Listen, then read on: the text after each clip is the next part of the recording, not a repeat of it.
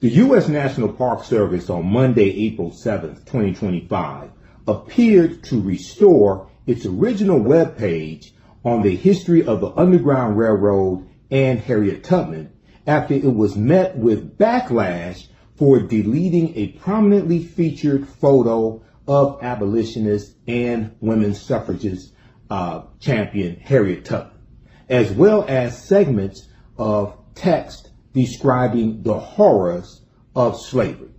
Now, the Washington Post was the first to report on this on Sunday, April 6th, and thegrio.com picked up this story as well. Now, President Donald Trump issued an executive order in late March 2025 directing the Smithsonian Institution to eliminate, quote unquote, divisive narratives, a move that spurred fears that his administration aimed to whitewash American history. Now, Donald Trump has also broadly pushed to remove what he has called, quote, the tyranny, end quote, of diversity, equity, and inclusion, better known as DEI policies, at U.S. schools, universities, and other institutions. Now, remember, this is a continuation of Donald Trump's attack on African American history, especially going back to his first administration. We know that he attacked the 1619 Project and created the 1776 Project, which put out a fake history, a false history of this country. And in September of 2020, Donald Trump signed an executive order banning the usage of critical race theory in training for federal employees. And this was 6 months before conservative activist Christopher Rufo put out his series of tweets in March of 2021 attacking critical race theory. Now, the page at the U.S. National Parks Service website appeared to have been changed in February of 2025 during what's better known as Black History Month. And it was changed to instead show images of postage stamps that highlighted, quote, black-white cooperation, end quote. New text emphasized that the Underground Railroad, quote, bridged the divides of race, end quote, and other differences. I wonder if Donald Trump brought this up to Black MAGA at the White House Black History Month celebration. Remember that in February, the end of February, that disgraceful disparagement of African American history? The whole goal of whitewashing this history is to minimize the horrors of slavery and to minimize the impact and to minimize the culpability and the responsibility and involvement that white people had in perpetuating slavery in this country. Okay, and remember, as I talked about before the 2024 election, Donald Trump was focused on white grievance, and this is something that Project 2025 pushed and hit upon as well. And Project 2025 dealt with anti-DEI policies. Now, a comparison on what's known as the Wayback Machine between the web page, the U.S. National Park Service webpage on January 21st, 2025, the day after Trump was inaugurated into office for a second time, and March 19th, 2025, shows that the large image of Harriet Tubman, who was the Underground Railroad's most famous, quote unquote, conductor, and one of the most famous abolitionists as well, lauded for helping scores of people escape slavery. Scores of African Americans escape slavery. The number is right around 750. The images have been swapped with a series of 5 commemorative stamps showing Harriet Tubman along William Steele, who was one of the organizers of the Underground Railroad. William Steele in Philadelphia, African American man. He was a wealthy businessman, and he was one of the main people who recorded the history of the Underground Railroad. Also, Catherine Coffin, Thomas Garrett, and the great Frederick Douglass. Now, all five postage stamps all five people on these postage stamps aided enslaved African Americans seeking freedom. Now, the focus of the text also changed significantly. Comparison shows the focus of the text of the information on this website. The new page does not mention slavery until the third paragraph and cuts a reference to the Fugitive Slave Act of 1850 entirely. Previously, the article started with a description of enslaved people's efforts to free themselves and the organization of the Underground Railroad after the Fugitive Slave Act. The article now starts with two paragraphs that emphasize the, quote, American ideas of liberty and freedom, end quote. Now, also removed was a mural of the 54th Massachusetts Infantry Regiment, which was the first black regiment made up of those raised in the North, those who lived and were raised in the North. And this is during the U.S. Civil War. Now, we saw the 54th Regiment depicted in the movie Glory with Morgan Freeman and Denzel Washington. The information has been added back to the website. So you may be asking the question, what was the Fugitive Slave Act of 1850? So the Fugitive Slave Act of 1850 was one of 5 bills that made up what's known as the Compromise of 1850. And the Compromise of 1850 was a group of bills that were designed to organize the land that the U.S. got from Mexico in what's known as the Treaty of Guadalupe Hidalgo of 1848. And this was the treaty that ended the Mexican-American War of 1846 to 1848. The U.S. gets the land that makes up California, Arizona, New Mexico, Colorado, Utah, and Nevada. And we know California comes into the Union as a free state in 1850, but also the Fugitive Slave Act of 1850 was part of the Compromise of 1850. And the Fugitive Slave Act of 1850 goes farther than the Fugitive Slave Act of 1793. So this new Fugitive Slave Act, what it does is it denies enslaved people the right to a jury trial, and it increased the penalty for interfering with the capturing process of enslaved African people when they run to the North. Okay, and if they could, anybody interfering with that process could be fined up to $1,000 and spend 6 months in jail.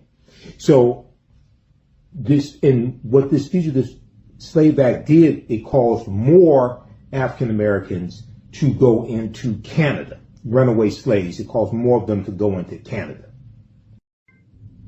Part of the restored text at the U.S. National Park Service website describes the 18th and 19th century Underground Railroad as, quote, efforts of enslaved African Americans to gain their freedom by escaping bondage, end quote. Now, Harriet Tubman, whose birth name was Araminta Ross, was one of the system's best known conductors, or one of those who helped runaway slaves escape. A Washington Post review of websites operated by the National Park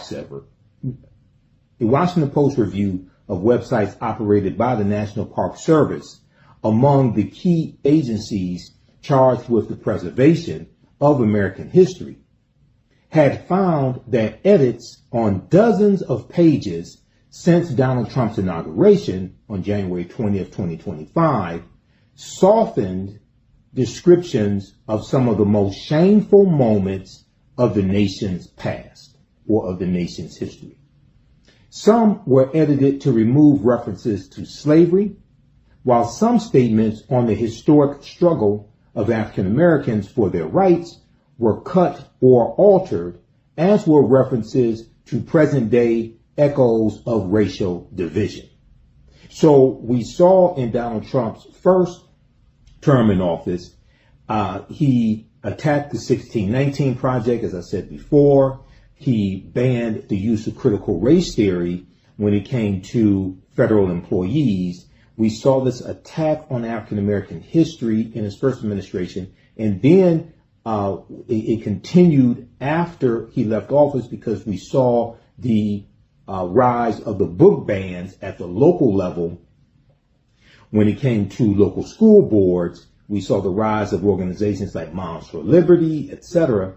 But then also at the state level, in a lot of states, former Confederate states, especially like the state of Florida, we saw them banning topics that could be taught in public schools, K through 12, banning topics that they said made children feel uncomfortable. They were basically talking about white children. Now, some were also edited to remove references to slavery. On other pages, statements on the historic struggle of African Americans for their rights were cut or softened. The Washington Post compared web pages as of late March 2025 to earlier versions preserved online by the Internet's archives Wayback Machine, the Wayback Machine.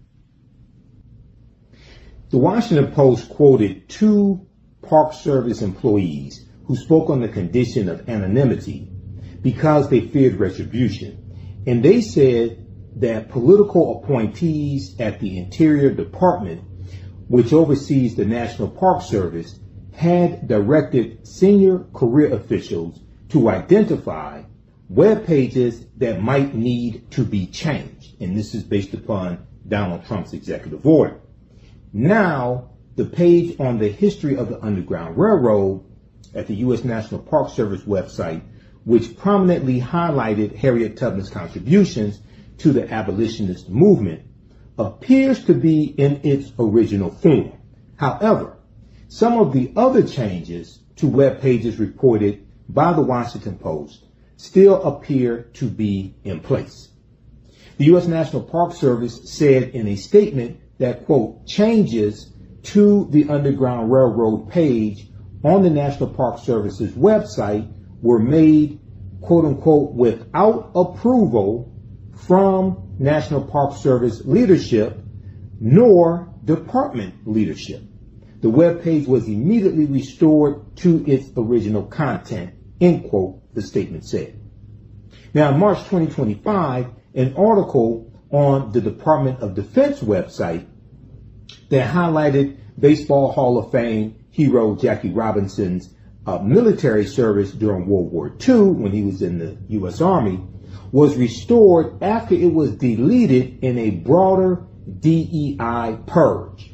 An Army page recognizing the 442nd Regimental Combat Team, a Japanese American unit that fought in World War II, was also restored after its removal led to similar outcry. So once again, we see this attack, especially on African American history, and these changes are made, then there's public outcry, then they go restore it back to its original form, but other changes are still in place. And then you still have the attack on history in schools. You still have the attack on diversity, equity, and inclusion all across the board, wiping out grants, wiping out various programs, the executive order that he just did, shutting down the Minority Business Development Agency that and one of the things they do is help African American owned businesses get contracts. Okay, so check out these articles at thegrio.com and the Washington Post. I'm historian and national political commentator Michael Imhotep, founder of the African History Network and host of the African History Network show. So tell me, what are your thoughts on this story? You can post your comments here on the broadcast, and like, share, and comment on this video. Be sure to follow me on Facebook and on Fanbase at The African History Network, The African History Network, and on my YouTube channel and Instagram at Michael Imhotep, IMHOTEP. Visit my website, AfricanHistoryNetwork.com. Watch me every Friday, 6 p.m. to 8 p.m. Eastern Standard Time on Roland Martin Unfiltered, where I provide historical and political analysis I've been on that show almost every Friday for the past 5 years. And watch the African History Network show Sundays, 9 p.m. Eastern Standard Time on my social media platforms as well. You can register for my online history class, Ancient Kemet, which is one of the original names for Egypt. Ancient Kemet, the Moors, and the Ma'afa, Understanding the Transatlantic Slave Trade, what they didn't teach you in school. I teach this on Saturdays, 4 p.m. Eastern Standard Time.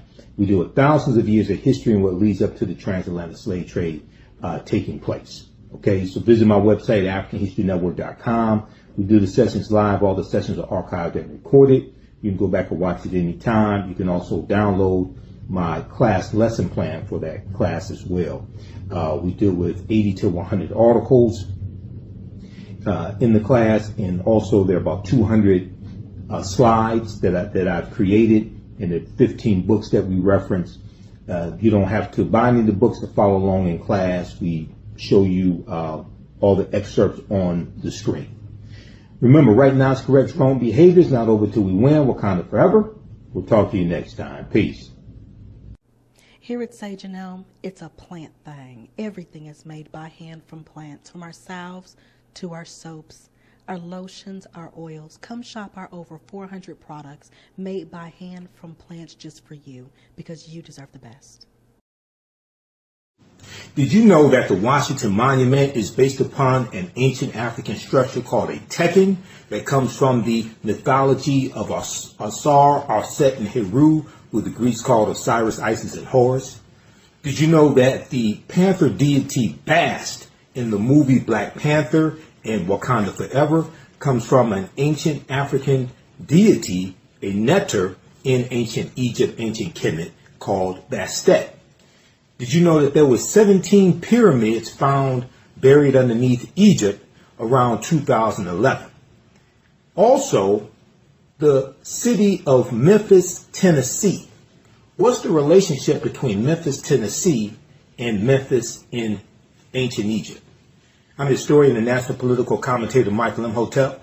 Be sure to register for my new 12-week online history course, Ancient Kemet, the Moors, and the Ma'afa, Understanding the Transatlantic Slave Trade, what they didn't teach you in school. Kemet is one of the original names for Egypt. We deal with thousands of years of history and what leads up to the transatlantic slave trade taking place. Did you know that the word Wakanda is a real word? We find it in the Key Congo language, which is a Bantu language, but we also find it in the Omaha Ponca and Sioux Indian Native American languages. My class starts up Saturday, March 1st, 2025, 4 p.m. Eastern Standard Time. This is a 12-week online history course. We do the sessions live. All the sessions are archived and recorded. We deal with thousands of years of history and what leads up to the transatlantic slave trade taking place. When we talk about the transatlantic slave trade, we can't start our studying of the history in 1619 in Hampton, Virginia, or in Jamestown. We can't start in 1441 with the transatlantic slave trade starting with the Portuguese. We have to deal with thousands of years of history that leads up to the transatlantic slave trade taking place. We'll deal with the 800-year occupation of Europe by the Africans known as the Moors, who take the teachings from the Nile Valley region of Africa into Europe, and this is what brings Europe out of the Dark Ages.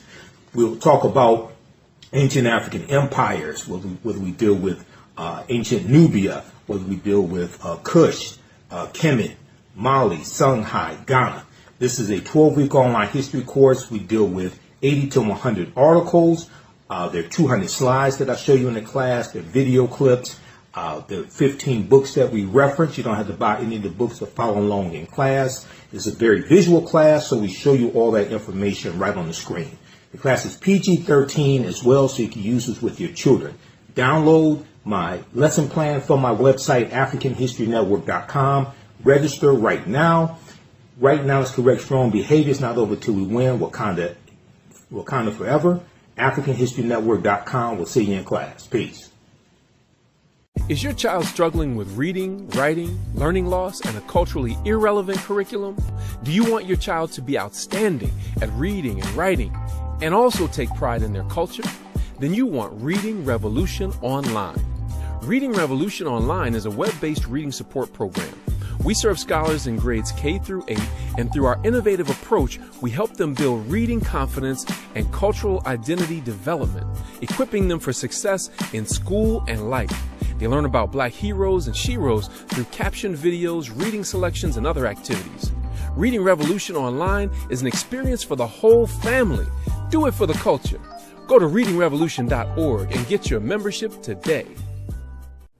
Here at Sage and Elm, it's a plant thing. Everything is made by hand from plants, from our salves to our soaps, our lotions, our oils. Come shop our over 400 products.